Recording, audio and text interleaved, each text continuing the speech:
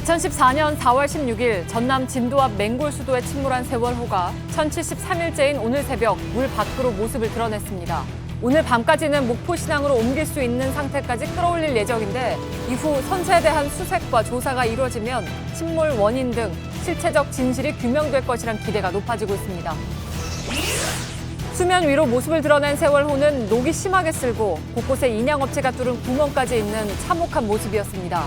물을 빼고 배를 띄우기 위한 구멍이라지만 지나친 선체 훼손에 따른 유실 우려 등도 제기되고 있습니다.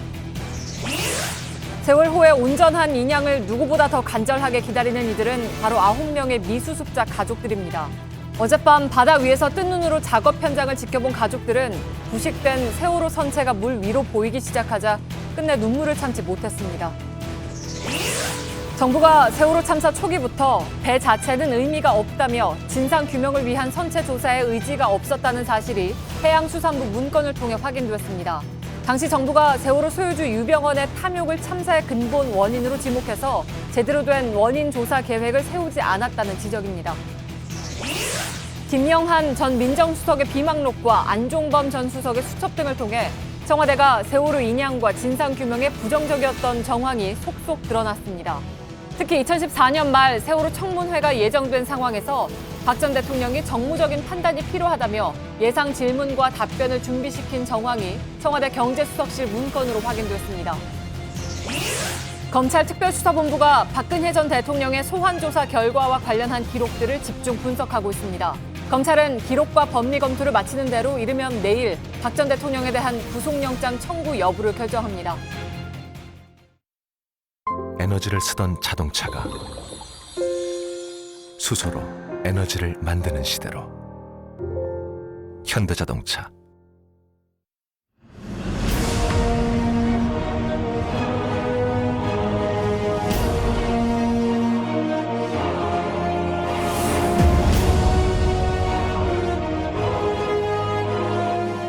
나가 저기 있었구나. 우리는 불쌍해서 어떡하지?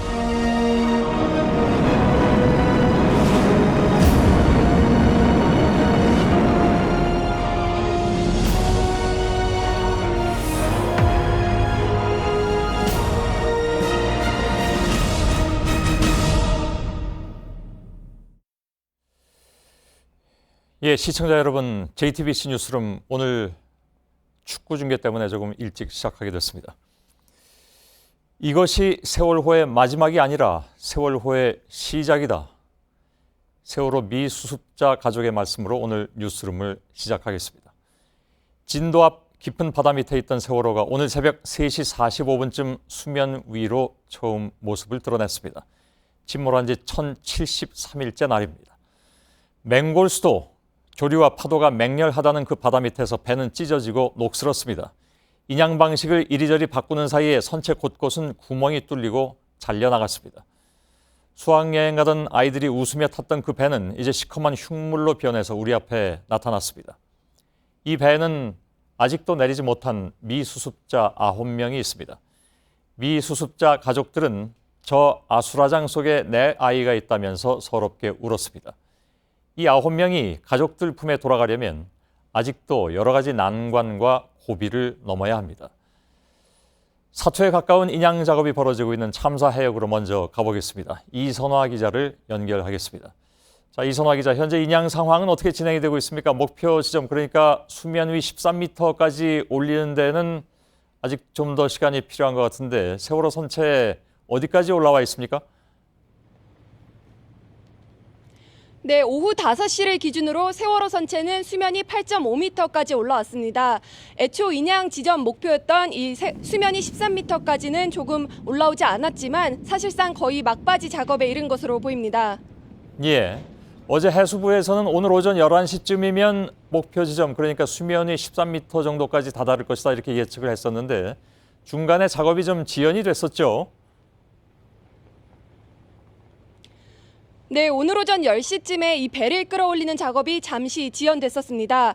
세월호 선체가 수면 위로 올라오는 도중에 선체 자세가 바뀌었기 때문인데요. 그러면서 바지선 와이어랑 세월호 선체가 맞닿는 간섭 현상이 벌어졌습니다. 이 두 구조물이 닿을 경우에는 세월호 선체 겉면이 워낙 약해진 상태라 손상될 위험이 있기 때문에 이 부분에 대한 조정 작업을 진행하느라 지연됐습니다. 예. 자, 그 내용은 조금 이따 좀 더 풀어보도록 하겠습니다. 그리고 이선화 기자가 지금 이제 미 수습자 가족들과 같은 배에 타고 있는 것으로 알고 있는데 가족들 반응은 어떤지요? 네, 인양 작업이 지연됐다는 소식을 들었을 때는 안타까운 기색을 표했습니다. 하지만 이 빨리 끌어올리는 것보다 안전하고 또 온전하게 인양하는 것이 중요하다면서 이 신중하게 작업을 해줄 것을 당부했습니다. 또 어제도 이 시험 인양이 들어간 뒤에 한참 소식이 없다가 잘 풀려서 본 인양에 들어갔다라고 하면서 오늘도 결국에는 잘 될 거라고 믿는다라고 말했습니다. 예.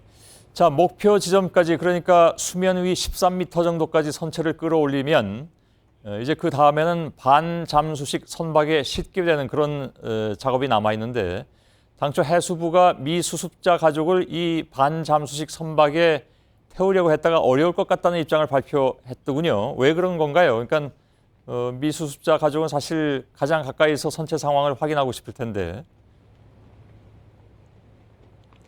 네, 이 두 가지 이유에서입니다. 우선 가족들의 안전 문제 때문인데요. 세월호 선체가 이 반잠수식 선박에 올라올 경우에 배 안에 있는 찬물을 빼내는 과정을 먼저 진행하게 됩니다. 그런데 이때 세월호에 남아있는 기름이 유출될 가능성이 있다는 겁니다. 이 때문에 배가 위험해져서 가족들의 안전을 고려해서 이 최종적으로는 추진하기 어렵다는 결정을 내렸습니다.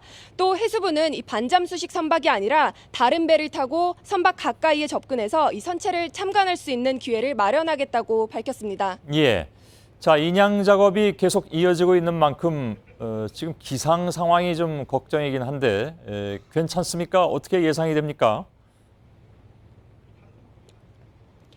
네, 우선 오늘은 오전에는 빗방울이 떨어지기도 하고 또 안개도 낄 만큼 대체로 흐리기는 했었는데요. 그래도 인양 작업에는 전혀 지장이 없었습니다. 기상청은 내일도 오늘과 비슷할 것이라고 보고 있는데요.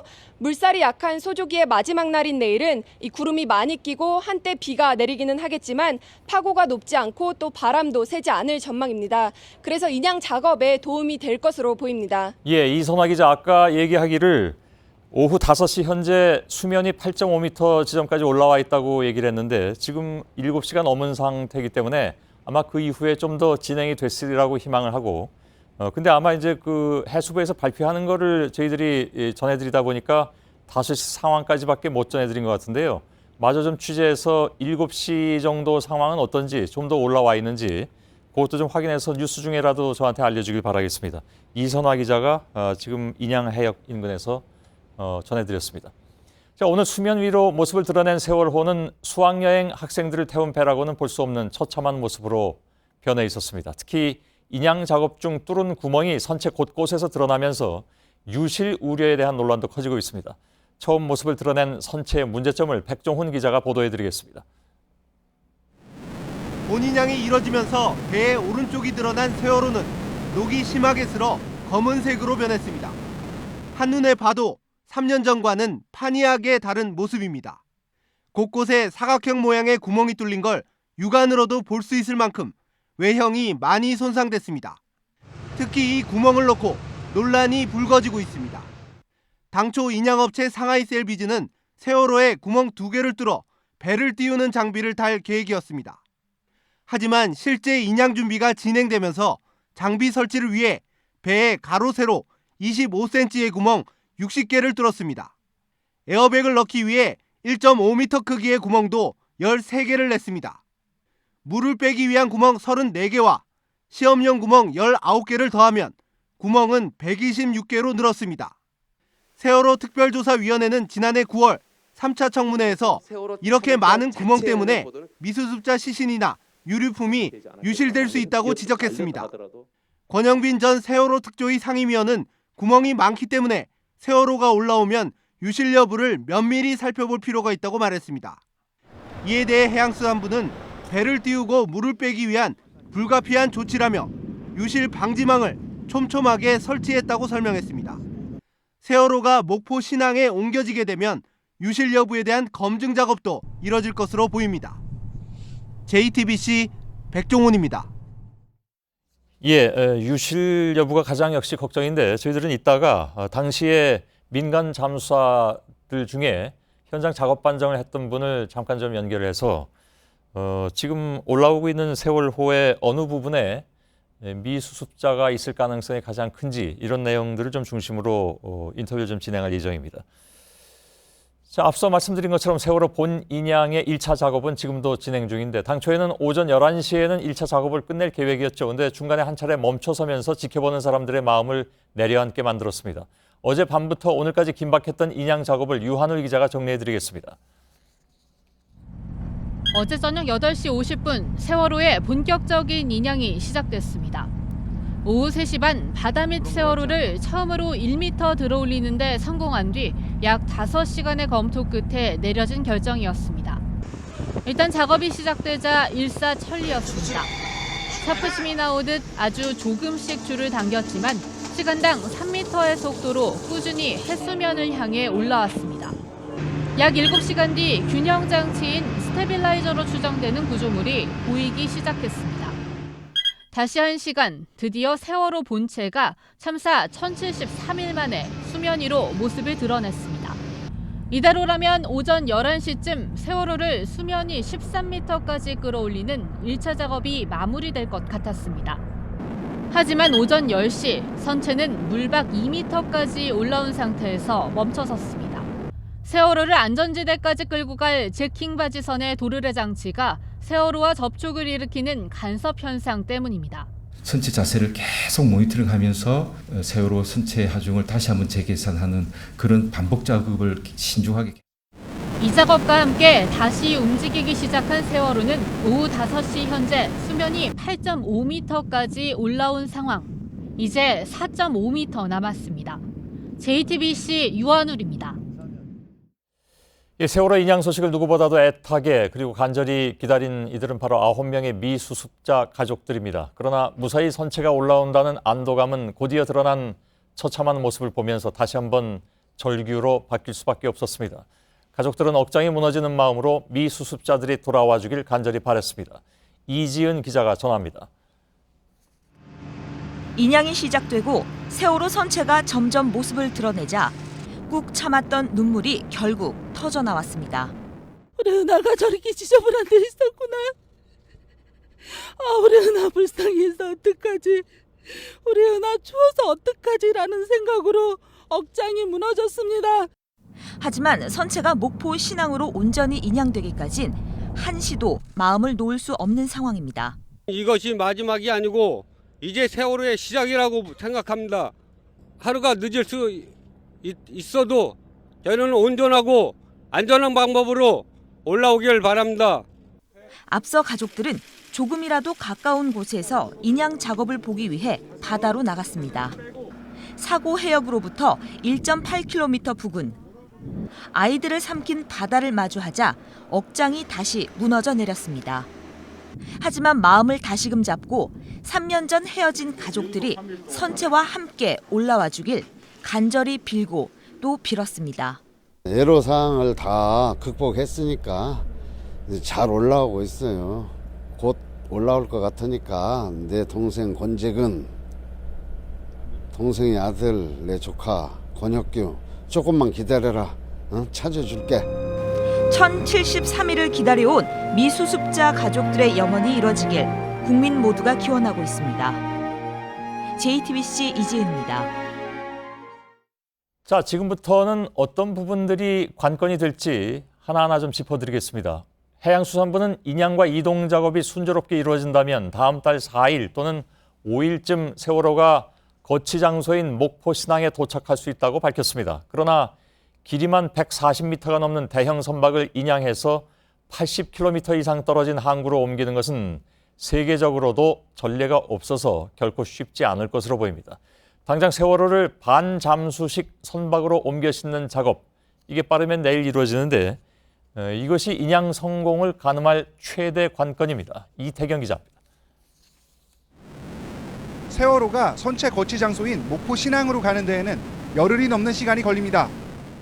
선체 13m가 수면 위로 드러나도록 끌어올린 다음 인근 해역에 대기 중인 반잠수식 선박으로 옮겨 싣는 데만 6일. 목포 신항으로 이동해 육상으로 올리는데 다시 5일가량이 소요됩니다. 우선 세월호를 1.8km 떨어진 반잠수식 선박으로 옮기는 작업이 만만치 않습니다. 세월호를 들어올린 제킹 바지선은 자체 동력이 없기 때문에 예인선에 연결해 반나절가량 느린 속도로 이동해야 합니다. 그마저도 조류 흐름이 가장 느린 소조기에 파도 높이가 1m를 넘지 않아야 옮길 수 있습니다.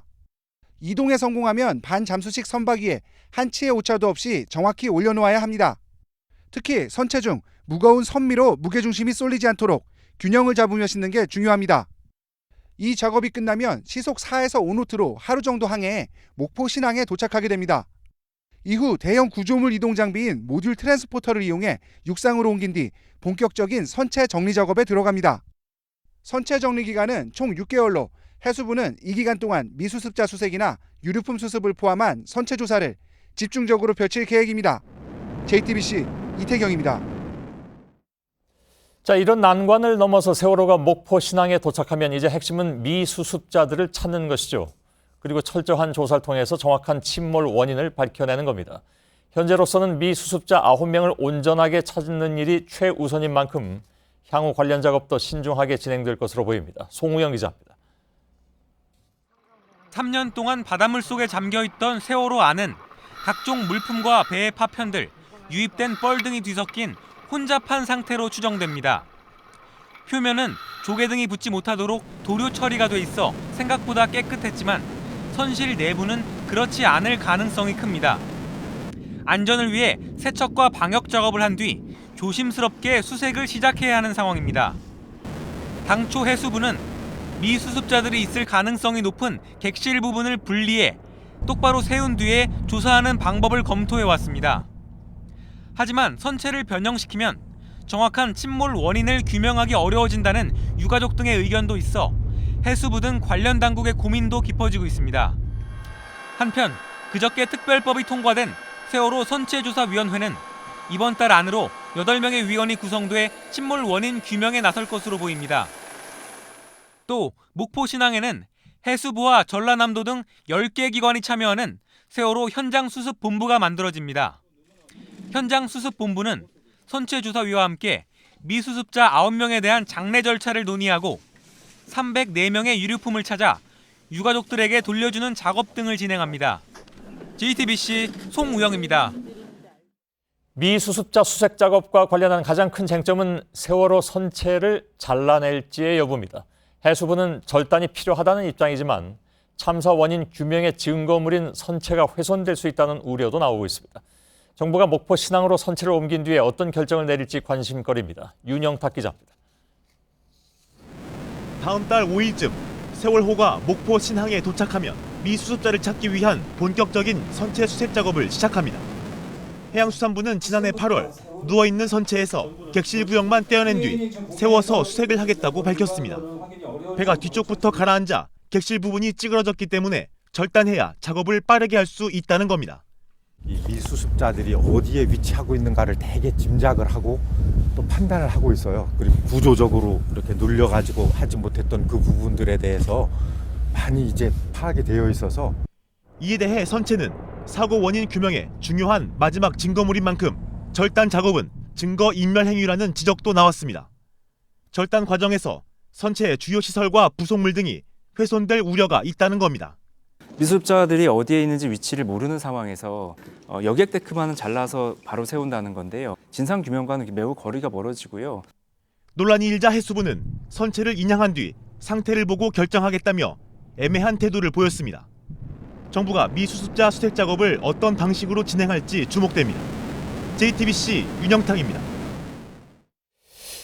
예, 세월호를 수면 13m 위로 끌어올리는 1단계 작업이 예정보다 지금 더디어지고 있는데 아까 4시경에 저희가 들은 바로는 그로부터 한 서너 시간 뒤면 13m에 도달하지 않겠느냐라는 얘기가 해수부로부터 나왔었는데 아직까지는 지금 시간이 다 됐습니다만 특별한 소식이 들려오고 있지는 않습니다. 현장에 나가 있는 이선화 기자가 이 부분을 마저 취재된 대로 여러분께 전해드리도록 하고요. 자, 지금 왜 그렇다면 더뎌지는 것이 문제가 무엇인가 또 앞으로 남은 인양 과정에서 주의할 점이 또 무엇인가 또 방금도 지금 전해드렸습니다만 미수습자 수색 방식을 둘러싼 논란이 있는데 이걸 좀 전문가와 함께 얘기를 나누겠습니다. 이 부분에 있어서 최고 전문가 중에 한 분이시죠. 한국해양대 항해학부의 공기령 교수께서 나와주셨습니다. 어서 오십시오. 예, 부산서부터 올라오셨습니다. 고맙습니다. 예. 자, 지금 아까 보도 나온 것 중에 오늘 더뎌진 이유가 선체하고 인양줄을 끌어올리는 제킹 바지선의 구조물끼리 부딪히는 현상이 발생했다. 이거 뭘 얘기하는 겁니까? 현재 선체가 앞쪽은 좀 가볍고 뒤쪽이 무겁기 때문에 예. 인양줄에 걸리는 하중이 다릅니다. 이렇게 올라오다가 선체의 자세가 조금 바뀌면 예. 인양줄하고 서로 간섭 현상이 일어나가지고 서로 부딪혀서 예. 더 이상 작업을 할 수 없는 그런 상태인 것 같습니다. 아, 그렇게 될 경우에 선체랑 자꾸 부딪히면 선체가 부서질 수도 있다. 워낙 오히려 인양줄이 절단될 수가 있겠죠. 아, 인양줄이요? 예. 그렇게 되면 굉장히 심각한 상황으로 들어가는 거군요. 그렇습니다. 그래서 미리 조정을 해서 예. 다시 균형을 잡아가지고 다시 작업을 해야 되기 때문에 예. 시간이 많이 소요된 것으로 판단이 그 됩니다. 이후에 특별한 다른 나쁜 소식이 안 들려오는 걸 봐서는 조정이 잘 된 것 같긴 하죠? 예, 그렇게 판단됩니다. 예, 알겠습니다. 자, 제킹 바지선에 각각 8개씩 앵커링이 되어 있다고 들었습니다. 이것이 흔들렸을 가능성도 있을까요? 그렇다면 서로 이 제킹 바지선이 들을 수 있는 하중이 약 2만 톤씩 정도 되기 때문에 예. 그 덤을 들려면 선체를 단단히 고정하는 것이 중요합니다. 예. 그걸 위해서 앵카를 잡아가지고 단단히 고정했는데 그 부분은 완벽하지 않으면 들어 올릴 수가 없습니다. 예. 그래서 아마 앵카가 흔들려서 선체가 흔들리는 경우는 현재 상태는 그건 아닐 없는 것이다. 것으로 봐야 되겠습니다. 다행이군요. 그 선체가 수면 위로 13m 올라오면 다음 단계는 이제 동거 차도 인근에 있는 반잠수식 선박으로 옮겨 싣는 것. 옮겨 실어야 이제 그 목포항으로 가는 거니까요. 이게 굉장히 좀 어렵다고 들었습니다. 이게 인양 과정 중에 역시 최대 관건이라고 봐야 됩니까? 예, 그렇습니다. 1단계가 세월호 선체가 해제해서 떨어질 때가 가장 중요했다면 예. 다음 단계는 이제 그 반잠수정 선박에 세월호 선체를 제대로 거치하는 것이 그 다음 관문이라고 생각되어집니다. 예. 그 현재 그 반잠수식 선박의 갑판 길이가 한 160m 정도 되고 세월호 선체 길이가 146m니까 예. 얼마 차이가 나지 않습니다. 거기에서 이제 바람이나 파도 영향을 받으면서 정확하게 세월호 선체를 거쳐야 될 지점에 놓고 반잠수식 선박을 띄워야 되기 때문에 그 예. 위치를 조정하는 것이 상당한 난제라고 판단이 되어집니다. 그렇군요. 그나마 이제 좀 그 물살이 좀 그렇게 세지 않은 소조기, 이게 내일까지라고 지금 나와 있지 않습니까? 그래서 해수부 쪽에서는 내일까지 그 반잠수식 선박에 옮겨 싣는 작업을 마치겠다고 얘기하는데 기상 상황은 그렇게 크게 방해가 되는 것 같지는 않고요. 그렇다면 괜찮겠습니까? 앵커께서 지적하신 대로 기상 상태 중에 그 조류, 그다음에 바람의 세기, 파도의 높이가 가장 중요한 점인데 예. 내일까지 기상 상태는 현재처럼 좋다고 했습니다. 예. 그래서 그 기상 상태를 감안할 때 계획대로 원활히 진행한다면 문제없이 잘 진행할 것으로 그렇게 판단이 예. 되었습니다. 이게 사실 그동안에 특히 이제 지난 3년 전에 너무 많은 걸 겪었기 때문에 그래도 안심할 수 없는데 만에 하나 뭐 기상이 좀 뭐 변한다라든가 또 어떤 다른 이유에서든 반잠수식 선박에 올려놓지 못한다면 내일 그럼 그 다음은 혹시 어떻게 될까요? 만약의 경우를 생각해야 되는데 예. 현재 들고 있지 않습니까? 들고 있다면 다시 바닥에 놔야 되는 문제가 있습니다. 그래서 가능한 한 반잠수식 선박 위에다가 놓는 게 지금 예. 최상의 있는데 그렇지 않은 경우는 다른 해저 바닥에 놔야 되기 때문에 예. 또 다른 문제가 발생할 수 있습니다. 그 지금 이렇게 천신만고 끝에 올라왔는데 그걸 다시 내려놔야 된다는 얘기입니까? 만일에 잘 안 되면? 그렇죠. 선체 바지에 올릴 수 없다면 예. 계속해서 제킹 바지를 들고 있기에는 또 다른 문제가 발생할 수 있기 때문에 예. 그 위험을 해소하기 위해서는 다시 내려놓는 한이 있더라도 예. 그렇게 가야 된다. 그런 일이 벌어지면 안 되겠죠. 예. 뭐 여러 가지 그 상황이 기상이나 이런 것들이 지금까지 뭐 문제가 없기 때문에 잘 될 것으로 저희들이 믿어 의심치는 않습니다. 87km 떨어진 목포 신안까지 가는 과정이 이제 또 그렇게 남아 있습니다. 그게 다 되면 뭐 어려운 과정이지만 되면 이 과정에서 주의할 점은 뭐가 있겠습니까? 그렇다면? 그쪽 해역이 다도의 해역입니다. 그래서 이 해수로가 굉장히 좁고 그다음에 목포 신항 쪽으로 올라가다 보면 이 영산강에서 내려오는 물줄기가 있어가지고 그러니까 조류가 굉장히 셉니다. 그래서 그 좁은 수로를 앞에 조류가 강한 그런 항로로 항해해야 되기 때문에 현재 해경이나 여러 선박들이 현재 호위를 하고 있고 예. 또 진행도 3, 4나트의 속력 아주 느린 속력으로 천천히 가야만 현재 거치되어 있는 세월호 선체의 균형을 잡을 수 있기 때문에 예. 그 부분도 아주 주의해서 운행해야 될 것으로 생각이 됩니다. 아, 그 과정도 그렇게 결코 쉽지는 않을 것 같군요. 자, 그렇게 해서 이제 잘 도착을 하면 방역하고 세척 작업을 진행하게 된다고 들었습니다. 물론 그래야 되겠죠. 근데 이게 어떤 식으로 진행이 되는 건지, 이 과정에서 혹시 뭐 선체가 훼손된다거나 미수습자 수습에 좀 영향을 끼친다라든가 이런 건 없을까요? 지금 그 외부 선체 같은 경우에는 지금 보이는 것처럼 그래도 단단하게 어느 정도 돼 있는데 내부의 격실은 아마 많은 부분 함몰되어 있고 예. 또 수색자가 방역이나 어떤 그 세척을 하기 위해서 들어가는 과정에 또 이 함몰되는 경우가 또 생깁니다. 예. 그래서 그 부분의 안전을 각별하게 유의해서 천천히 접근하는 것이 필요하고 예. 또 세월호 선체를 들어 올리는 순간 자연 배수가 이루어지지 않겠습니까? 그렇겠죠. 그 과정에 현재 많은 파공들이 나 있는데 그 부분을 통해서 어떻게 유실될 수 있기 때문에 예. 그 부분에 대한 그 여러 가지 방지 대비 체계를 제대로 해야 그런 문제가 없을 것으로 생각이 되습니다. 예. 그래서 해저에 이렇게 망을 설치한 것으로 지금 얘기가 나오는데 그 정도 설치한 것으로 되겠습니까? 현재 해수부는 망도 설치하고 현재 세월호 선체가 떠올라온 부분에 대한 정밀 수색을 하겠다고 예. 현재 계획은 세워놓고 있습니다만은 만약을 대비해서 여러 가지 대비책을 세워놔야 될 것으로 예. 생각이 됩니다. 지금 제일 쟁점이 되는 것이 절단을 할 것이냐 말 것이냐 하는 겁니다. 그러니까 절단하면 편한 점도 있겠으나 절단했을 경우에 진상규명에 상당 부분 영향이 있을 수 있다, 이런 얘기도 나오고 있는데 그건 어떻게 보십니까?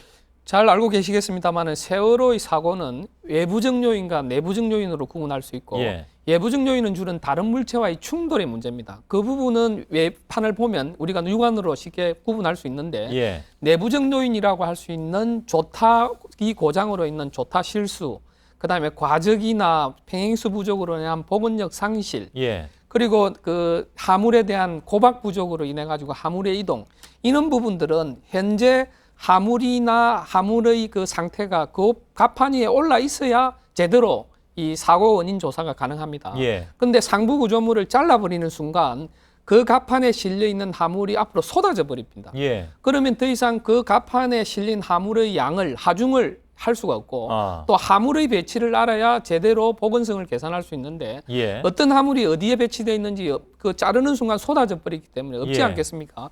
그러면 세월호를 잘 올려놓고 또 다른 사고 조사 과정에서 또 다른 또 의혹이나 다른 문제가 발생할 수 있기 때문에 예. 가능한 한 그 사고나 사건의 현장을 보존하는 게 가장 중요하지 예. 않겠습니까?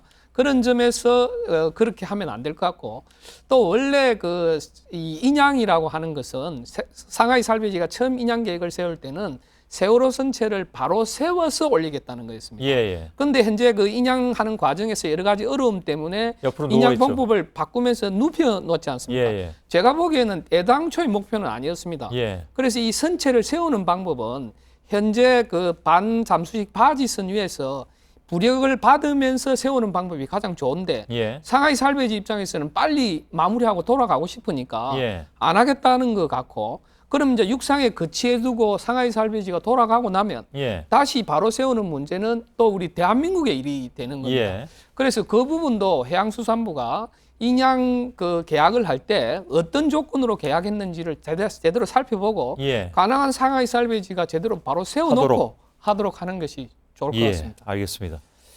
한국해양대 항해학부의 공기령 교수님, 말씀드린 대로 이 분야 최고 전문가 중에 한 분이신데 저희들이 앞으로 인양 과정에서 또 궁금하면 모시든가 아니면 최소한 전화 연결이라도 해서 좀 여쭤보도록 하겠습니다. 고맙습니다. 감사합니다. 자, 이번에는 박근혜 전 대통령 수사 상황을 짚어보겠습니다. 이 소식들을 전해드린 다음에는 곧바로 박근혜 정부의 세월호 진상 은폐 의혹에 대한 저희들의 취재 내용을 전해드릴 예정입니다. 자, 검찰은 이르면 내일 구속영장 청구 여부를 확정하고 늦어도 다음 주 초에 박 전 대통령에 대한 구속영장을 청구할 것으로 보입니다. 검찰에 나가 있는 취재기자 연결하겠습니다. 김준 기자, 오늘 김수남 검찰총장이 오로지 법과 원칙에 따라 구속영장 청구 여부를 결정하겠다, 이렇게 말을 했습니다. 그렇습니다. 오늘 아침 출근길에 취재진들에게 한 말인데요. 어제 서울중앙지검 관계자가 법과 원칙대로 판단하겠다, 라고 했던 것과 비슷한 의미입니다. 일단은 원론적인 말이라는 게 대검 관계자의 설명입니다. 예, 근데 원론적인 말이라고 하더라도 검찰총장이 박 전 대통령의 구속 여부에 대해서 이렇게 공식적인 언급을 한 것은 처음이어서 관심이 갑니다.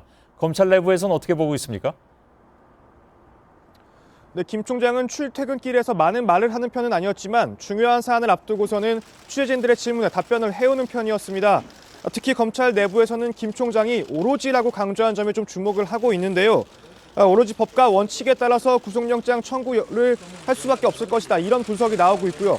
이러한 분석은 법조계 내부에서도 좀 우세한 견해입니다. 예. 자, 그래서 그 말을 분석을 해봐야 되는데 오로지 법과 원칙대로 판단한다. 이거는 전직 대통령이라고 해서 구속을 하지 않을 이유가 없다. 이런 얘기로 해석이 되죠? 그렇습니다. 법과 원칙에 따라서만 본다면은 박 전 대통령이 받고 있는 13개 혐의, 그중에서도 뇌물수수 혐의가 상당히 무겁기도 하고요. 또 일단은 혐의를 부인하고 있는 상황에서 증거를 인멸할 우려가 있다. 이런 부분도 계속해서 지적이 되어 왔습니다. 특히 뇌물 공여 혐의를 받고 있는 이재용 삼성 부회장도 구속이 됐고 또 다른 대부분의 공범들이 구속이 된 이유가 그들의 범죄 혐의가 상당히 소명이 됐기 때문이라는 점을 고려할 때는 법과 원칙대로만 구속 여부를 판단을 한다면 뇌물수수 피의자인 박 전 대통령에 대해서 구속영장을 청구할 수밖에 없다. 이렇게 보고 있습니다. 예. 그런데 오늘 검찰 관계자가 기록과 증거를 검토 중이다. 이런 말을 강조하면서 기록을 보고 나야 법리 검토에 들어간다고 얘기를 했는데 이건 무슨 의미로 봐야 될까요? 사실은 기록 검토는 이미 마친 것으로 봐야 할 것 같습니다. 검찰에서는 관련 수사를 사실상 마무리하고 또 기록 검토도 마친 상태에서 박 전 대통령에 대한 소환 조사를 준비를 해왔었는데요. 검찰의 이러한 표현은 아무래도 전직 대통령에 대한 구속영장 청구를 앞두고서 좀 법리 검토를 충분히 해야 한다라는 의미 정도로 해석을 해야 할 것 같습니다. 예. 수사에 관여했던 검사들도 이미 기록 검토는 다 마친 상태고 원칙대로라면은 구속영장을 청구하는 것이 맞지만 전직 대통령, 특히나 얼마 전에 파면된 전직 대통령에 대해서 구속영장을 청구하기 위해서는 관련 법리를 충분히 검토할 필요가 있다는 정도로 봐야 한다. 이런 말을 했습니다. 예. 자, 청구를 한다면 그 시기는 언제쯤 될 것 같습니까? 임박한 것 같다라는 분석도 많던데. 네, 이르면 내일 중으로 구속영장 청구 여부를 결정을 하고 늦어도 월요일쯤에는 법원에 영장 청구서를 접수를 할 것으로 보입니다. 그렇게 되면 다음 주 중반쯤에 구속영장 실질 심사가 열리고 그날 또는 다음 날에는 구속 여부가 결정이 될 텐데요. 피의자인 박 전 대통령에 대한 조사가 일단은 이뤄졌고 또 대선 전국이 시작되기 전에 수사를 마무리하려면 이런 일정대로 진행이 될 수밖에 없다. 이런 분석이 나오고 있습니다. 예, 검찰청에 나가 있는 김준 기자였습니다. 검찰이 박근혜 전 대통령에 대해서 구속영장을 청구할 경우에 어떤 혐의를 적용할 것인가. 지금 10가지가 넘는 혐의가 있기 때문에 이 가운데 구속 필요성이 확실한 혐의를 적용할 것으로 보이는데 박 전 대통령 소환 직전에 집중조사를 벌인 뇌물수수 혐의가 거론되고 있습니다. 이서준 기자입니다. 박근혜 전 대통령에게 적용된 혐의는 뇌물수수와 직권남용 등 10가지가 넘습니다. 검찰이 박 전 대통령에 대해 구속영장을 청구한다면 모든 혐의를 구속영장에 담을 필요는 없습니다. 구속 필요성이 인정되는 주요 혐의만 적용하면 됩니다. 검찰 내에서는 구속영장이 청구된다면 가장 핵심 혐의로 꼽히는 뇌물수수가 대표 혐의로 적시될 것이란 관측이 나옵니다. 특히 박 전 대통령 소환 직전에 집중 수사가 이뤄진 SK와 롯데의 미르 K스포츠재단 출연금 관련 혐의가 적용될 가능성이 높습니다. 이에 따라 검찰은 박 전 대통령이 수차례 수정한 조서와 최태원 SK 회장 등 두 기업 고위 관계자 조사 내용을 비교해 분석하고 있는 것으로 전해졌습니다. 검찰 특수부는 사건을 특검으로 넘기기 전 이미 SK와 롯데의 자금 지원에 대해 묵시적 청탁이 있었다고 결론 내린 상태입니다. 검찰은 관련 법리 검토를 마치는 대로 이르면 내일 박 전 대통령 구속영장 청구 여부를 결정할 방침입니다. JTBC 이서준입니다. 박근혜 전 대통령에 대한 구속영장 청구 여부에 대한 소식을 전해드렸습니다. 자, 지금부터는 바로 박근혜 정부와 세월호에 대한 문제입니다. 진상규명과 인양 작업에 대한 문제점, 그리고 그동안 제기된 의혹에 대한 박근혜 정부의 은폐 정황 등을 짚어보겠습니다. 지금 인양이 계획대로 진행되면 작업은 4월 초에 마무리가 됩니다. 진상규명을 위한 조사는 그때부터 시작이 되죠. 그런데 4월 초에 인양은 이미 예고돼 왔었지만 참사 원인에 대한 조사 계획은 아직 마련되지 않았습니다. 그 이유를 강버들 기자가 보도해드립니다. 2014년 세월호 참사 한 달 뒤 범정부 사고대책본부가 작성한 문건입니다. 인양과 관련한 기본 방침 가운데 선박 자체는 아무 의미가 없다는 내용이 눈에 띕니다. 선체를 인양한다면 수색 구조의 한 방편으로 검토하는 것이며 선박 자체의 의미를 두고 시행하는 것은 아닙니다. 침몰 원인 규명을 위한 조사는 관심 받기라는 취지의 얘기입니다. 김영한 청와대 전 민정수석의 비망록을 보면 당시 정부가 세월호 소유주 유병언의 탐욕과 과적, 무리한 개조를 참사 원인으로 단정한 정황이 고스란히 남아 있습니다. 검찰도 증축과 조타수의 조타 미숙을 침몰의 직접적 원인으로 지목했습니다. 하지만 대법원이 조타 미숙을 인정하지 않는 등 참사 원인은 여전히 안개 속입니다. 이 때문에 선체 정밀 조사가 반드시 필요한 상황입니다. 그런데 해양수산부는 제대로 된 선체 조사 계획을 마련하지 않았습니다. 대형 선박 참사에 대한 조사 경험이 없는 산하기관에 선체 조사를 맡기겠다고 했을 뿐입니다. 문제 제기가 이어지고 피해자와 국회가 나서자 결국 지난 21일에야 선체조사위원회 설치를 확정했습니다. 그러나 세월호 선체가 모습을 드러낸 지금도 조사 계획은커녕 조사위원조차 정하지 못한 상황입니다. JTBC 강버들입니다. 세월호 인양 모습을 보면서 국민들이 갖는 의구심은 왜 이렇게 오래 걸렸느냐 하는 점입니다. 당초 대형 크레인을 이용해서 끌어올리려는 계획을 고집하다가 실패하는 바람에 2년을 허비했습니다. 그런데 사고 직후부터 이번에 사용한 제킹 바지선 방식이 거론됐지만 정부가 거부했다는 지적이 나왔습니다. 윤정식 기자입니다. 상하이 셀비지가 세월호 인양에 처음 적용한 방법은 플로팅 독 방식입니다. 세월호보다 무거운 해상 크레인으로 배를 들어 올려 옮기겠다는 겁니다. 하지만 강한 물살과 딱딱한 바닥 등 예상보다 훨씬 나쁜 현장 사정 때문에 여의치 않자 지난해 11월 방식을 바꿉니다. 제킹 바지선으로 선체를 올려 반잠수함에 실어 나르는 텐덤 리프팅 방식입니다. 이 방식밖에 없다. 그거를 제안했고 대기업들도 다 해서 크레인으로는 어렵다. 그래서 검사 다 했어요. 당시 상하이 셀비지가 제시한 인양 비용은 입찰 업체들 가운데 가장 낮은 851억 원입니다.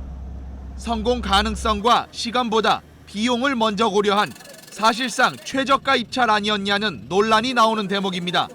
이게 뭐 우연의 일치인지는 모르겠는데 일단 거기 최저로 들어온 업체가 낙찰이 됐으니까 진짜 인양을 하려고 한 건지 아니면 인양 안 하려고 한 건지 3년 만에 떠오른 진실.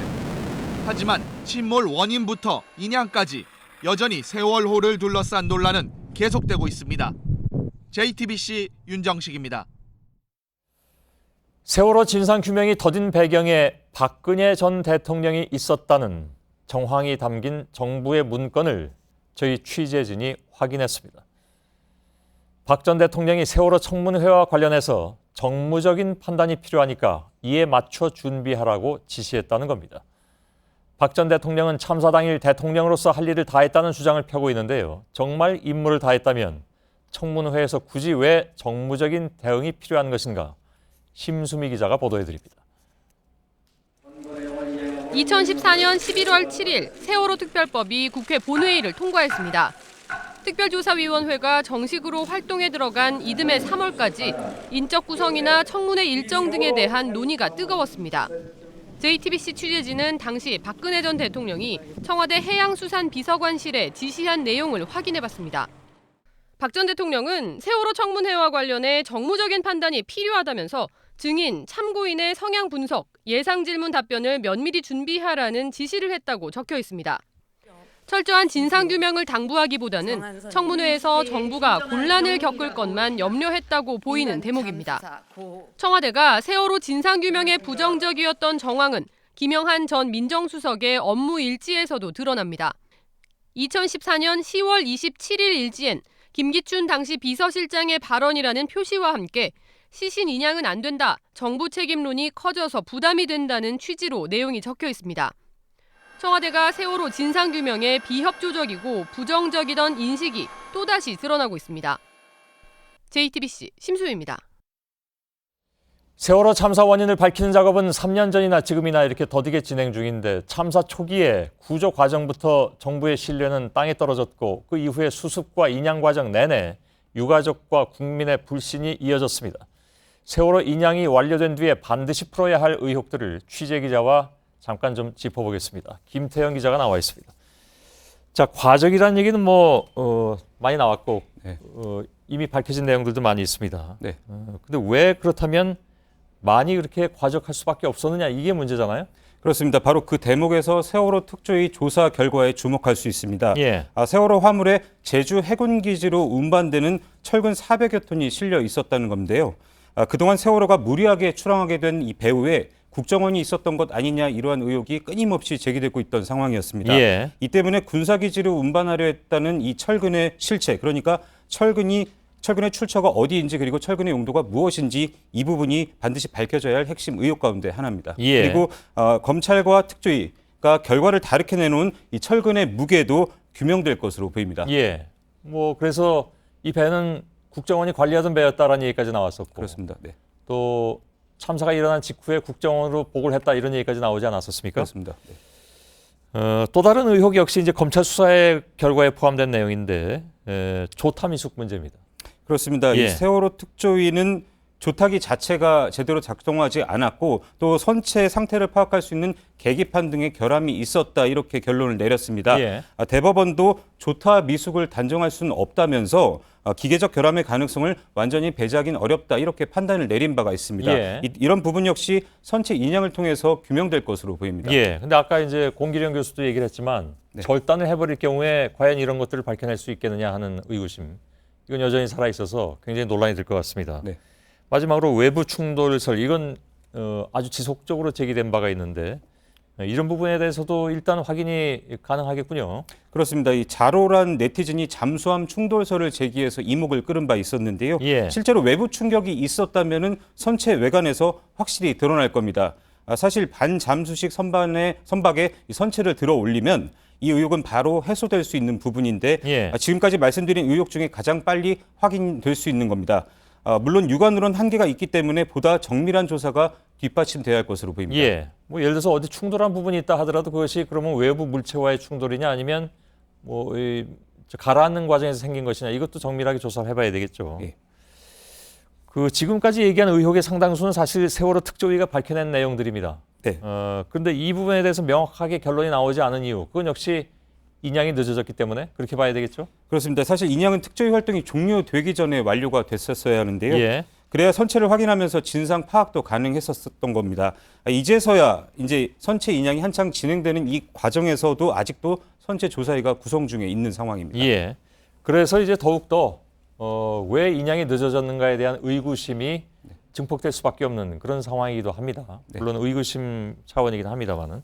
김태형 기자였습니다. 예.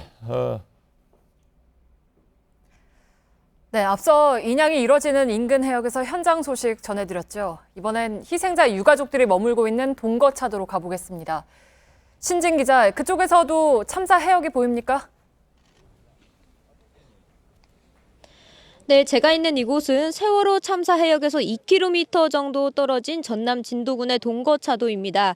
이곳에는 어민 수십 가구가 모여 살고 있는 섬인데요. 저는 그중에서도 산 중턱에 올라와서 지금 바다를 등지고 서 있습니다. 이곳에서는 제 어깨 너머로 보시면은 세월호 참사 해역이 한눈에 내려다 보입니다. 지금 인양 작업을 하고 있는 작업선에서 나오는 불빛들이 보이실 겁니다. 네, 유가족들이 동거차도에서 인양 작업을 지켜봐 온 지 1년이 넘었죠. 네, 유가족들은 이미 이곳에서 1년이 넘게 24시간 모니터링을 계속하고 있습니다. 맨 처음 감시 초소가 마련이 된 게 2015년 8월입니다. 해수부가 인양 과정을 투명하게 공개를 하지 않거나 유가족과 논의 없이 사안을 진행을 하는 등 이런 상황이 계속 벌어지자 유가족이 직접 인양 상황을 지켜보겠다라면서 이곳을 물색해서 자리를 잡은 겁니다. 네, 그렇기 때문에 어제 오늘 본격적인 인양이 시작된 지금 굉장히 간절한 마음이겠죠. 네, 오늘도 인양 모니터링 작업은 계속 이뤄졌습니다. 그리고 계속해서 평소보다는 훨씬 더한 긴장감이 계속 맴돌았습니다.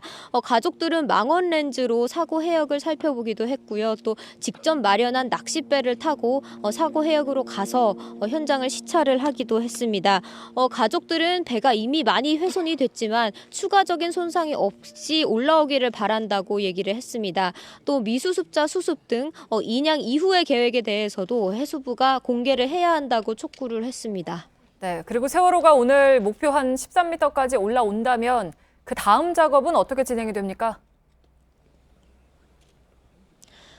네, 오늘 저녁 세월호가 물 위로 13m로 끌어올려지게 되면 그 다음엔 세월호와 제킹 바지를 단단히 묶는 고박 작업이 진행이 됩니다. 이후에는 지금 바다에서 기다리고 있는 반잠 수식 선박으로 세월호를 이동시켜서 싣게 되고요. 그 다음에는 목포 신항으로 세월호를 옮기게 됩니다. 네, 신진 기자가 전해드렸습니다. 지금 참사 해역에서는 미수습자 가족들이 배를 타고 인양 과정을 지켜보고 있습니다. 가족들이 눈물로 기다리는 9명의 미수습자들은 어떤 이들인지 이호진 기자가 전해드립니다. 사랑하는 그대 오늘 하루도 참 고생했어요.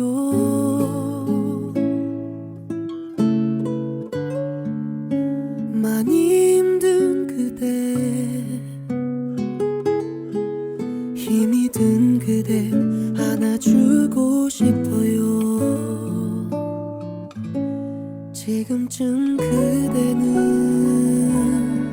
좋은 꿈 꾸고 있겠죠. 세월호 희생자 이다운 군이 작곡하고 아직 세월호에서 돌아오지 못한 친구 남현철 군이 가사를 만든 노래입니다. 기타 치는 것을 좋아하던 남군을 위해 아버지는 진도 팽목항에 기타를 두고 돌아오기만을 기다렸습니다. 기타 옆에는 주인 잃은 축구화가 놓여 있습니다. 축구를 좋아해 체육대 진학을 꿈꿨던 박영인 군의 것입니다. 박 군의 어머니는 참사 전 축구화를 사달라는 아들의 말을 들어주지 못한 게 마음에 남았습니다. 수학을 좋아했던 조은화 양은 회계 분야 공무원을 꿈꿨습니다.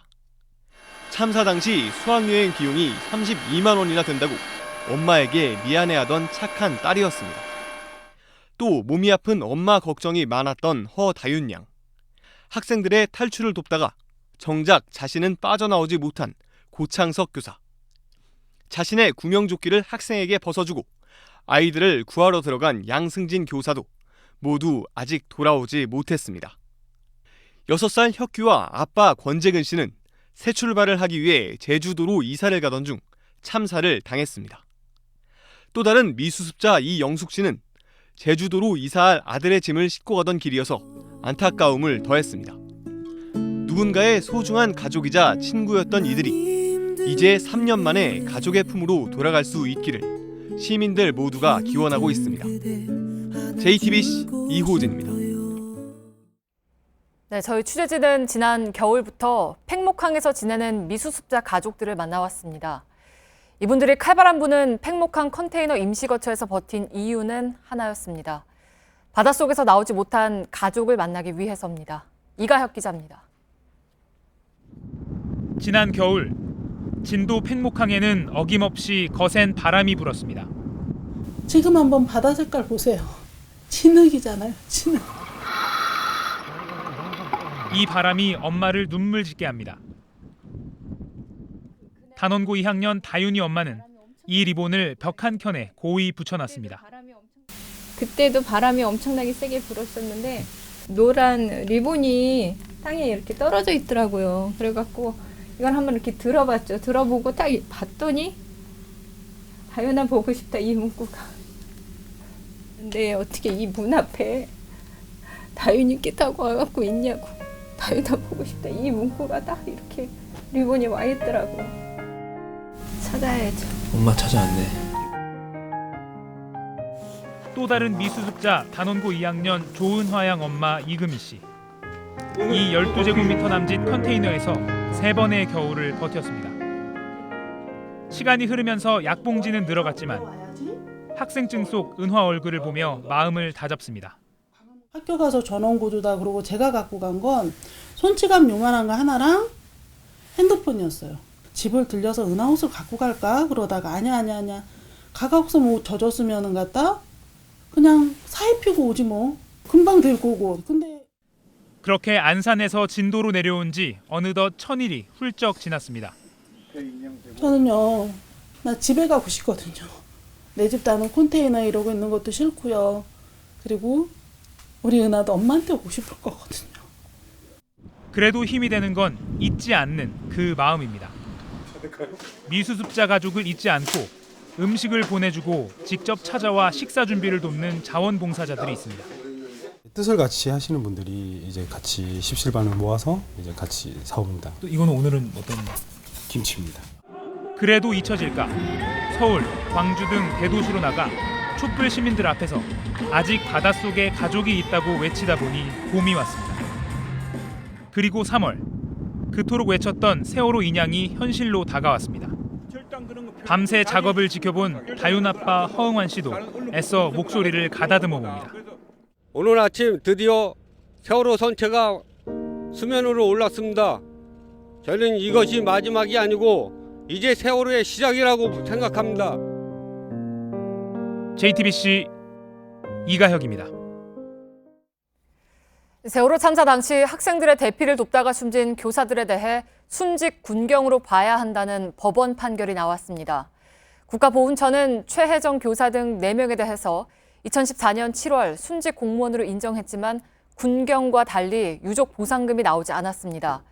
이에 대해 수원지법은 경찰이나 군인이 아니라고 해도 생명과 신체에 고도의 위험이 따르는 직무를 수행하다가 사망한 공무원이라면 순직 군경으로 봐야 한다고 설명했습니다.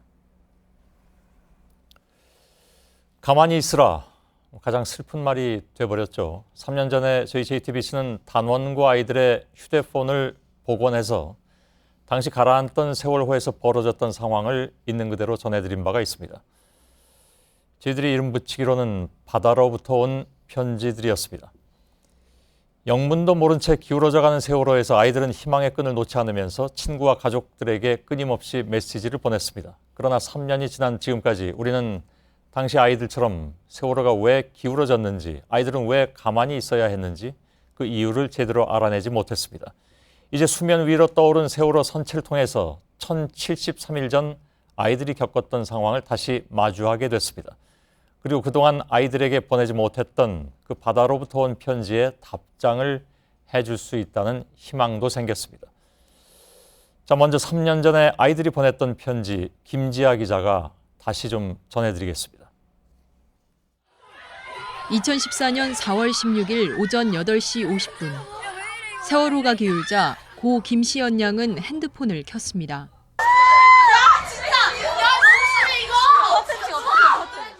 8시 52분, 고 박수연 군도 영상을 담았습니다. 기울어졌어! 이때 안내방송이 나오고 현재 자리에서 움직이지 마시고 안전으로 잡고 대기해 주시기 바랍니다. 아이들은 구명조끼를 꺼내 입었습니다. 야, 구명조끼 입어 너도. 9시 2분경, 세월호 4층 우현 객실에 있던 고 김환중 군은 복도로 나와 구명조끼를 입은 아이들의 사진을 찍고 119와 해경 긴급전화인 122에도 전화를 했지만 연결되지 않았습니다. 아이들은 이제 가족과 친구들에게 연락하기 시작합니다. 고 박준민 군은 9시 11분부터 25통의 전화를 시도한 끝에 엄마와 한 번 통화했고 그런 와중에도 친구 어머니에게 문자를 보내 별일 없을 것이라며 안심시켰습니다. 9시 37분 고 박예슬 양과 친구들은 헬기 소리를 듣고 안심합니다.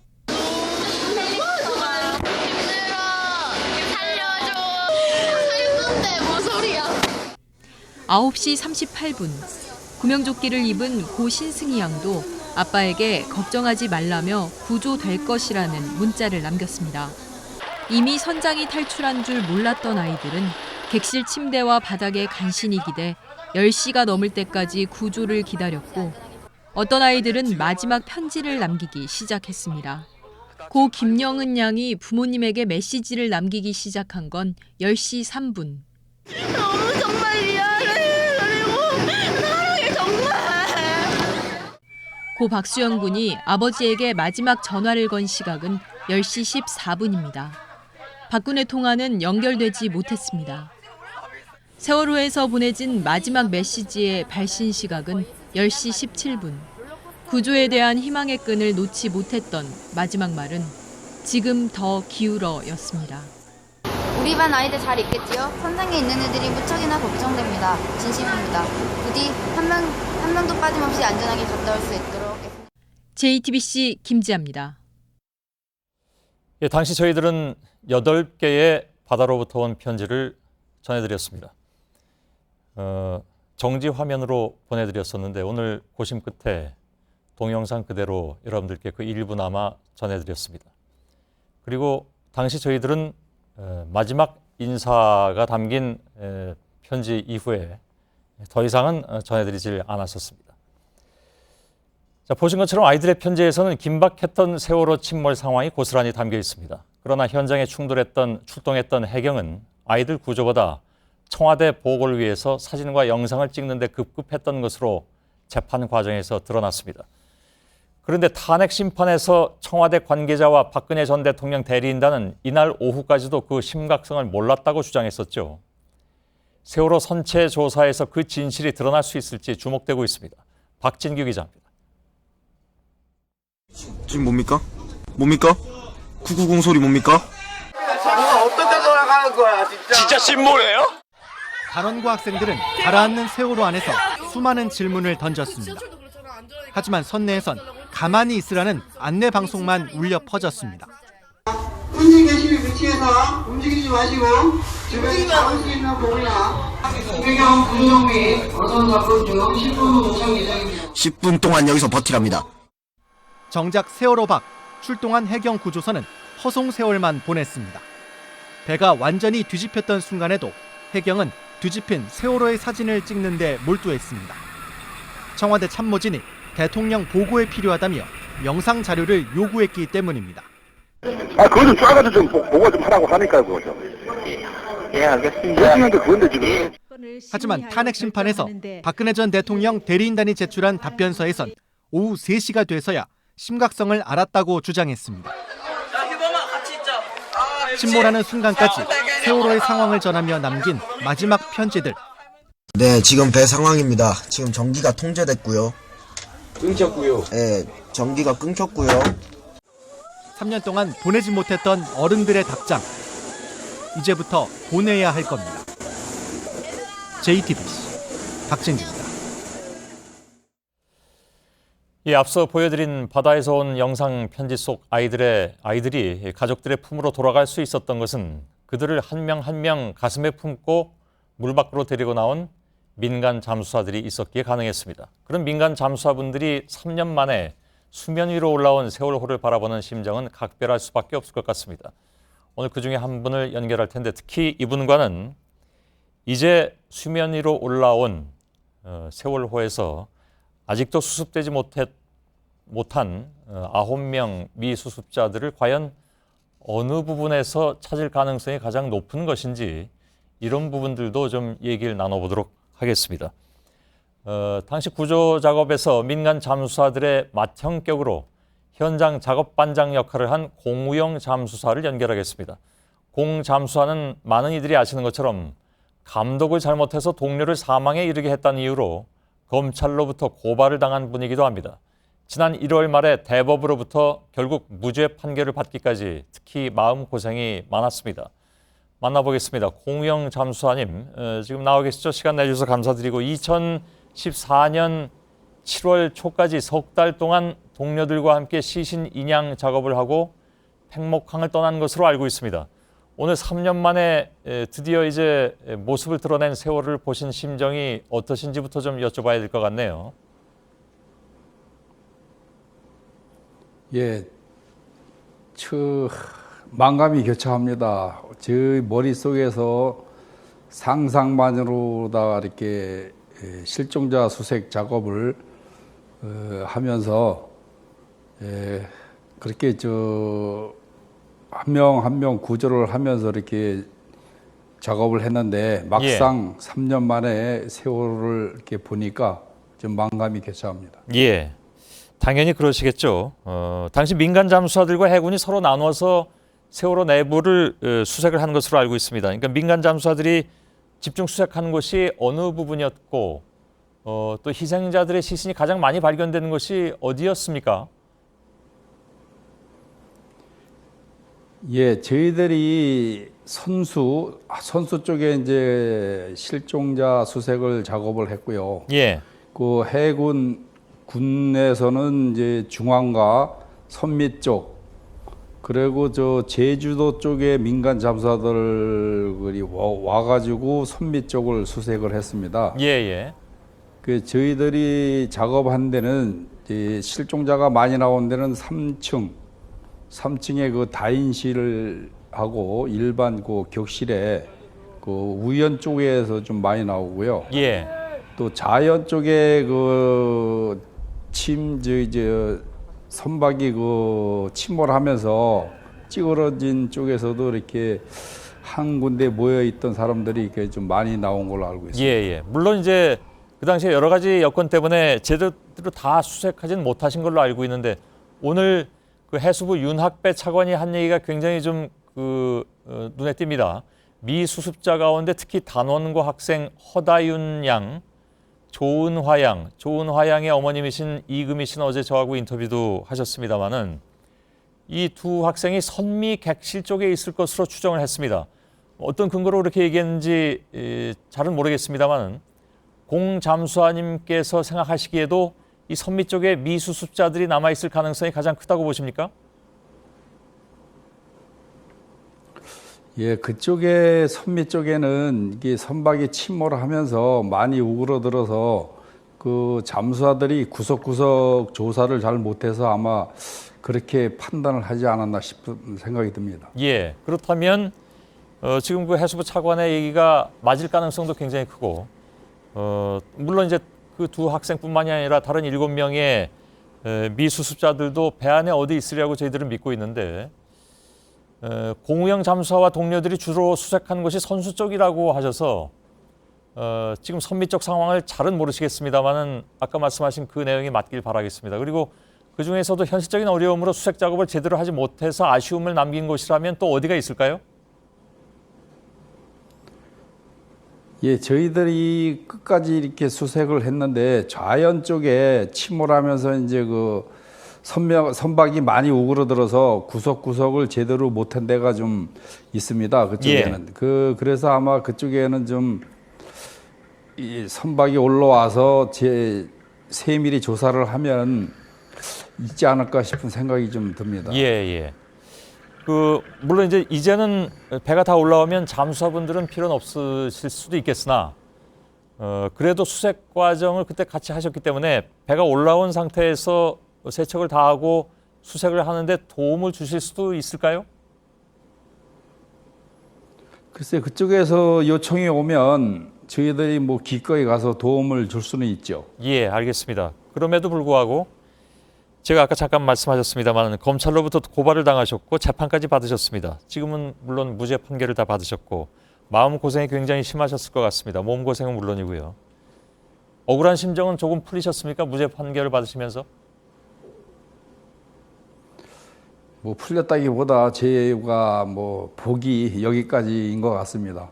누구 원망하겠습니까? 제가 복이 이것인 것을 예. 돌아가신 김관홍 잠수사께서 뒷일을 부탁한다라는 그런 말씀을 남기고 가셨는데 이제 좀 뒷일을 풀 수 있을지는 모르겠습니다. 예, 오늘 말씀 잘 들었습니다. 공우영 민간 잠수사셨습니다. 고맙습니다. 예, 감사합니다. 예. 영국 런던 국회의사당 인근에서 차량과 흉기 테러로 4명이 숨지고 최소 40명이 다쳤습니다. 5명의 한국인 관광객도 중경상을 입었습니다. 김성탁 특파원입니다. 영국 의사당에서 사람들이 뛰쳐나옵니다. 총성도 들립니다. 의사당에 침입하려던 남성이 경찰관을 흉기로 살해한 뒤 다른 경찰들에 의해 사살됐습니다. 앞서 이 남성은 의사당 인근 웨스트민스터 다리에서 SUV 차량을 몰고 행인들에게 돌진해 현재까지 최소 2명이 숨지고 40명가량이 다쳤습니다. 현장에 있던 한국인 관광객 20여 명 가운데 60대 박모 씨가 인파에 밀려 다치는 등 5명이 부상했습니다. 진정시키고 뭐 이렇게 좀 뇌를 좀 쉬게 하고 오전에 체크를 해보고 꼭 필요하면 수술 뭐 할 가능성도 조금은 있고 뭐 그런. 영국 경찰은 이슬람 극단주의자의 테러로 보고 범행 연루 의심자 최소 7명을 체포했습니다. 유럽은 지난해 100명가량 숨진 니스와 베를린 테러처럼 생활의 도구인 차량을 이용한 소프트 타깃 테러란 점을 주목하고 있습니다. IS 등 테러 단체의 지하디스트들이 유럽으로 돌아와 보복 테러에 나서고 있다는 우려도 제기됩니다.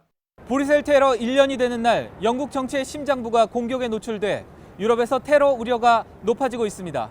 런던에서 JTBC 김성탁입니다. 정부가 자금난에 처한 대우조선해양에 3조 원 가까이 추가로 투입하는 지원 방안을 내놨습니다. 4조 2천억 원의 혈세가 들어간 지 2년도 채 안 됐습니다.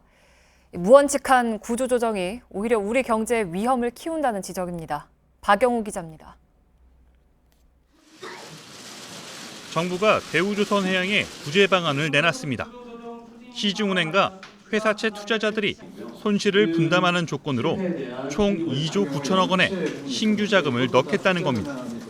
앞서 2015년 4조 2천억 원이 투입된 것을 포함하면 1년 5개월 새 7조 원 이상을 쏟아붓는 겁니다.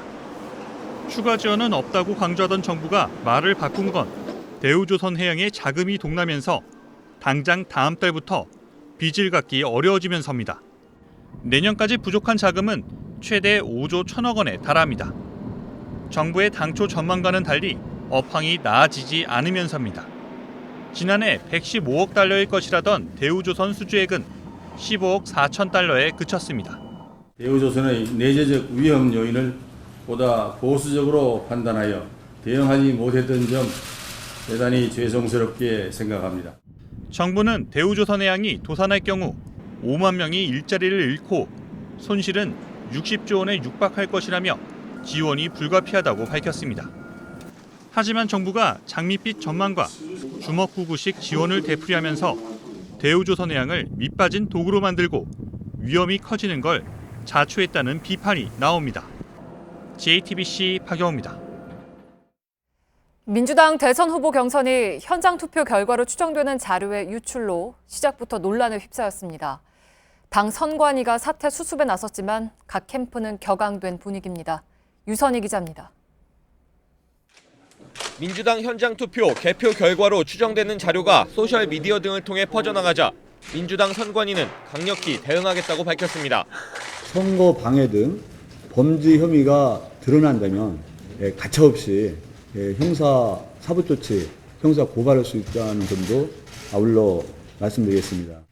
하지만 각 캠프의 반발은 수그러들지 않았습니다. 문재인 민주당 전 대표 측은 선관위에 철저한 진상조사를 촉구했습니다. 정확한 수치도 아니고 공식적으로 확인된 건 또 아니기 때문에 그냥 이거는 철저히 당 선관위에서 조치를 취할 것으로 생각합니다. 하지만 안희정 충남지사 측은 당 선관위도 못 믿겠다는 분위기입니다. 당 선거관리위원회가 진상조사의 주체여야 됩니까? 대상이어야 됩니까? 그거 자체도 의심스러운 상황 아니겠습니까? 이재명 성남시장 측은 홍재영 선관위원장의 사퇴까지 요구했습니다. 누가 이 선거 결과에 제대로 승복할 수가 있겠고 선거의 공정성을 믿을 수 있겠습니까? 일부 캠프에서는 이번 사태가 특정 캠프의 의도적인 행위일 수 있다는 의혹을 제기했습니다. 하지만 예고된 사고였다는 말도 나옵니다. 당 선관위의 한 관계자는 참관인을 통한 유출 가능성을 언급하며 1,000명에 달하는 현장 투표 참관인을 일일이 단속하는 건 애초에 불가능했다고 말했습니다. JTBC 유선입니다. 중앙선거관리위원회는 카카오톡 단체 대화방에 문재인 더불어민주당 전 대표를 비방하는 글을 올린 신연희 강남구청장을 검찰에 고발했습니다. 또 소셜미디어를 통해 특정 후보의 선거운동을 한 혐의로 성남시청 공무원 1명도 함께 고발했습니다. 부산 고리원전을 둘러싼 안전성 논란이 갈수록 커지고 있습니다. 방사선 누출을 막는 원자로 경납 건물의 내부 철판이 부식됐다는 소식 이틀 전에 전해드렸는데 이번엔 원전에서 오랫동안 유해 물질을 바다에 몰래 버린 사실이 적발됐습니다. 구석찬 기자입니다. 발전소는 바닷물을 끌어들여 열을 식히고 데워진 물을 다시 바다로 흘려보냅니다. 이 과정에서 온도차 때문에 생긴 거품을 없애려면 친환경 소포제를 써야 합니다. 그런데 고리원전이 2011년 1월부터 지난해 8월까지 유해 물질인 디메틸폴리실록산이 든 저가 소포제 100톤을 쓴 사실이 확인됐습니다. 해경은 호흡기와 태아 생식 능력 손상 등을 초래해 배출이 금지된 제품을 쓴 원전 직원 6명과 한수원 법인을 입건해 검찰에 넘겼습니다. 고리원전과 지척거리인 부산 기장의 문동마을입니다. 주민들은 소포제로 인한 피해가 심각하다고 주장합니다. 허여이 코끝 빙빙 떠가면 물에 이것을 막 씻고 우리가 코에서 피가 나고 머리가 어지럽고 물 밑에 하얗게 백화 현상이 일어난다고. 이런 상황에서 이곳에 바닷물을 담수 처리해 수돗물로 공급한다는 계획까지 추진돼 논란은 커지고 있습니다. 원전 측은 배출 기준에 대한 명확한 규정이 없고 논란이 시작된 지난해 8월 이후 사용을 중단해 문제가 없다는 입장입니다. 하지만 시민단체들은 주민들에 대한 사과와 피해 상황을 정밀히 파악하기 위한 조사단 구성을 촉구했습니다. JTBC 구석찬입니다. 네, 세월호 선체 인양 작업이 이뤄지는 참사 해역 상황을 다시 알아보겠습니다. 선체가 수면 위로 순조롭게 올라오고 있는지가 중요한데 인근 해역에서 미수습자 가족과 함께 배를 타고 인양 작업을 지켜보고 있는 이선화 기자 다시 연결하죠. 뉴스 시작할 때 이선화 기자가 전하기로는 오후 5시 기준으로 세월호 선체가 수면 위로 8.5m가 올라왔다고 했죠. 목표 지점인 13m까지 올라와야 하는데 지금 상황은 어떻습니까? 좀 더 올라왔습니까? 네, 이 물 밖으로 드러난 세월호는 여전히 8.5m입니다. 오후 5시 이후 배가 더 올라오지 않고 있는 건데요. 해양수산부는 이 인양에 지장이 있는 난간 등 이런 지정물들을 제거하는 작업을 하고 있다고 설명했습니다. 네, 인양 시간만 놓고 보면 어제 예측보다 좀 늦게 올라오는 건데 원래 오늘 오전 11시쯤이면 수면 13m 위로 올라올 것으로 보였는데요. 중간에 작업이 잠깐 멈췄었죠. 네, 오전 10시쯤 이 배를 끌어올리는 작업이 잠깐 중단됐었습니다. 세월호가 수면 위로 올라오면서 이 선체 자세가 바뀌었고 그러면서 바지선 와이어랑 이 세월호 선체가 맞닿는 현상이 발생한 겁니다. 이 두 구조물이 닿을 경우에는 세월호 선체의 겉면이 워낙 약해진 상태라 손상될 위험이 있기 때문에 이 부분에 대한 조정 작업이 진행되면서 시간이 걸렸습니다. 네, 그러면 언제 혹시 재개가 될지는 취재가 됐습니까?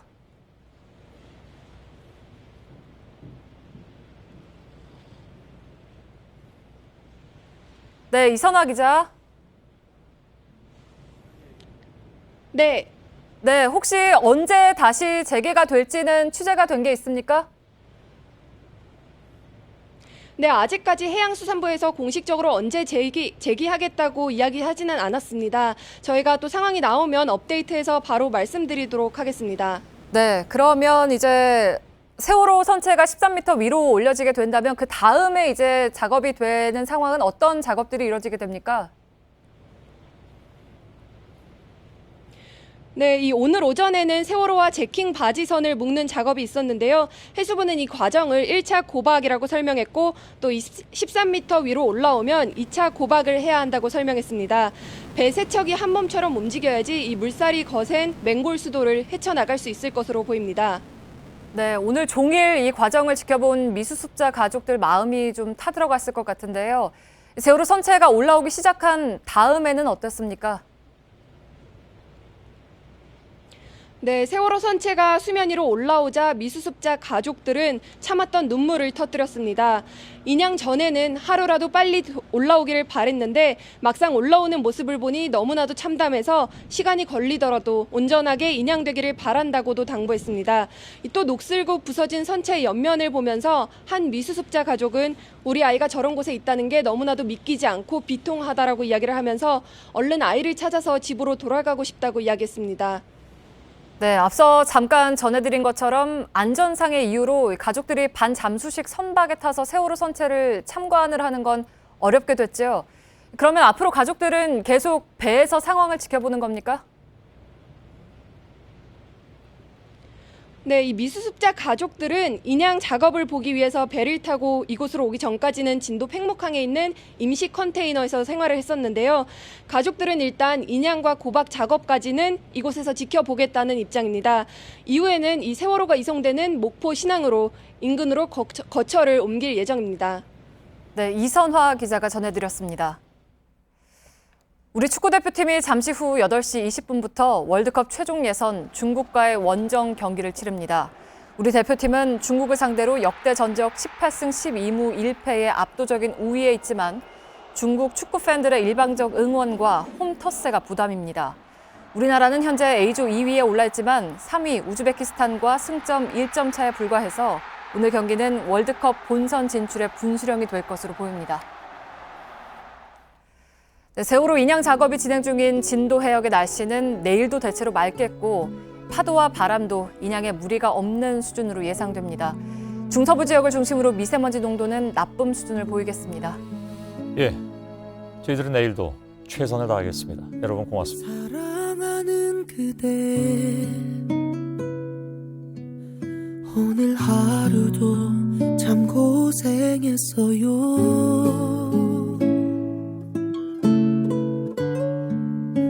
많이 힘든 그대